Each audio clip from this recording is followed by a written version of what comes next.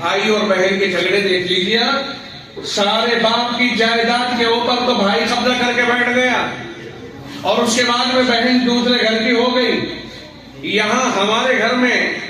دلہن آ گئی، اس کا قبضہ ہو گیا، اب وہ بہن کی شادی اپنے بھائی، باپ تو مر گئے، بھائی بھابھی رہ گئے، اب یہاں آتی ہے 1-2 دن کے لیے، مگر یہاں رہنا اس کا بڑا مشکل ہو جاتا ہے۔ بعض گھروں میں حالات یہ ہو گئے کہ بہن آنا چاہتی ہے، مگر جب دیکھتی ہے کہ بھائی کا تیری طرف رجحان نہیں، بھائی بھابھی کا تیری طرف رجحان نہیں، ماں تھی سو وہ اللہ کو پیاری ہوئی، باپ تھا تو وہ اللہ کو پیارا ہوا، اب اسے اپنے باپ کا، اپنے ماں کا گھر دیکھنا ہے، اپنے میکے کو دیکھنا ہے، لیکن دیکھنے آئے تو بھائی اس گھر پہ قابل ہیں، آئے تو وہ پسند نہیں کرتے ہیں، اس لیے بہت سی بہنیں اپنے گھروں کو یاد کر کے اپنے آنسوؤں کو آنکھوں میں گھماتی ہیں۔ اور یاد رکھنا بھائیوں، اگر ان بہنوں کے آنسو اس طرح سے آتے اور جاتے رہیں، رب کی قسم کہیں ایسا نہ ہو یہی آنسو بھائیوں کی تباہی کا سبب بن جائے۔ وہ بہن کہاں جائے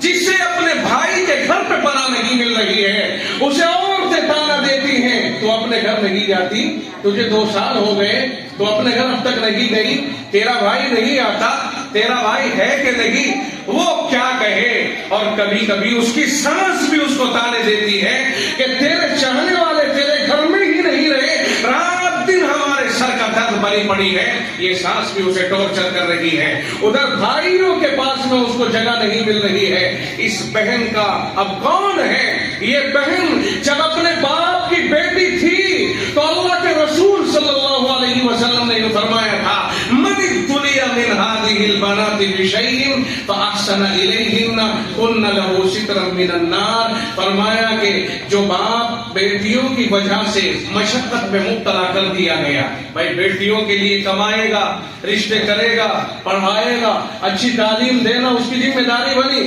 فرمایا قیامت کے دن جس باپ نے اپنی بیٹیوں کے ساتھ محنت مشقت برداشت کی اور اچھا سلوک کیا،